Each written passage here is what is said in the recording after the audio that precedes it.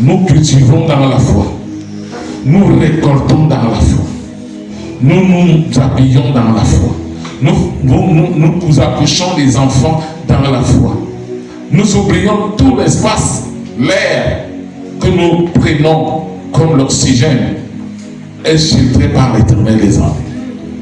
Il nous prête cet air. Quand ça entre en nous, l'air là est fraîche et pur.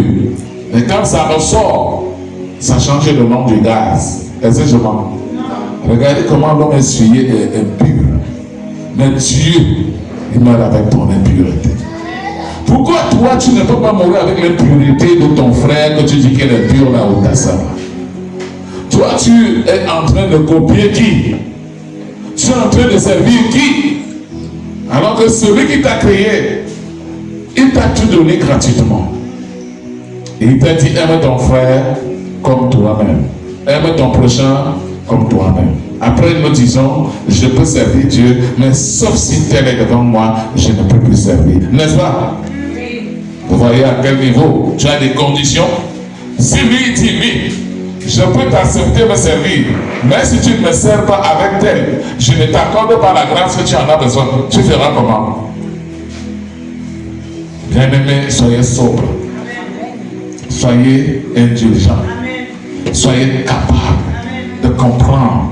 Vous êtes des maîtres de la parole. Vous allez dire à vos enfants ce qu'ils doivent faire. Vous allez parler aux incrédules qui ont passé leur temps à la débauche, ce qu'ils doivent faire. Votre temps dans l'église doit être un temps primordial, un temps mémorial qui va vivre jusqu'à l'éternité. Et vous devez être irréprochable. La parole de Dieu nous dit que soyez irréprochable. Et maintenant, votre apparence doit être une délivrance pour les autres. Votre accoutrement doit être une bénédiction pour les autres. Vous allez trouver les gens dans les rues, il y a des filles là-bas qui sont mal habillées. Et à l'église, on trouve les mêmes personnes mal habillées.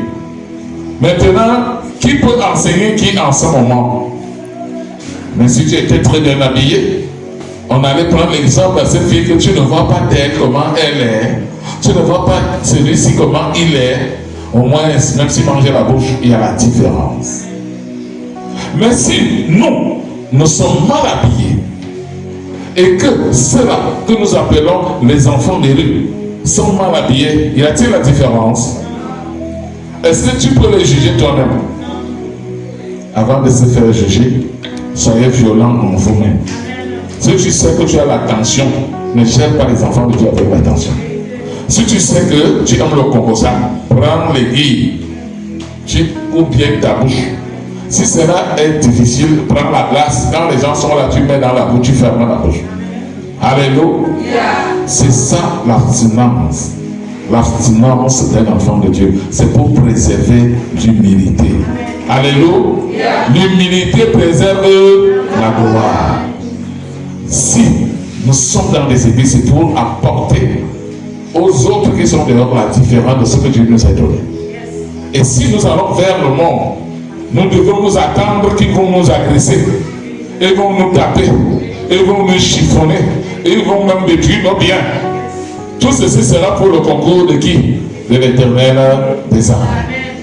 Je crois bien qu'il vous faut d'autres évangiles pour vous former. Parce que nous croyons aller loin durant le temps que nous sommes en arrière. Les gens oublient le principe de Dieu. Aime ton prochain comme toi-même. Tu dis que, je dis un dernier de choses. La parole de Dieu nous dit, avant de donner ton offrande, alléluia. Est-ce que quelqu'un a fait ce qu'elle avait dit? Avant de donner ton offrande, rentre vers ton frère ou ta soeur que tu as profané. Va lui demander pardon. Avant de revenir à l'église et payer ton offrande. Est-ce que quelqu'un a déjà fait cela dans le salle? Toi, tu te lèves un bon matin, tu m'as offensé, tu sais bien, tu dis, mais rien, comme il y en a. Mais tu viens, je suis choqué de toi, tu payes l'offrande. Est-ce que cette offrande peut porter des fruits en toi? Est-ce que tu sais que le diable sait que tu as violé les lois de ton père? C'est à cause de cela qu'il va venir te déposer la disette. Je prends un autre exemple. Nous sommes à l'église. Vous aviez un leader comme moi, par exemple. Et je suis au-devant de vous. Maintenant, je prêche la bonne nouvelle tous les jours. Personne ne regarde ce que je dis. Mais quand vous allez partir dans l'église du voisin, parce que vous avez beaucoup de rancunes et de l'amertume dans vos cœurs contre moi, vous allez dire que ce qu'on fait là-bas, il n'y a rien, le voisin est plus grand homme de Dieu que l'homme de Dieu. N'est-ce pas? Vous voyez, est-ce que Dieu peut te bénir? Tu peux pas détruire les églises. L'église de Dieu est l'église universelle.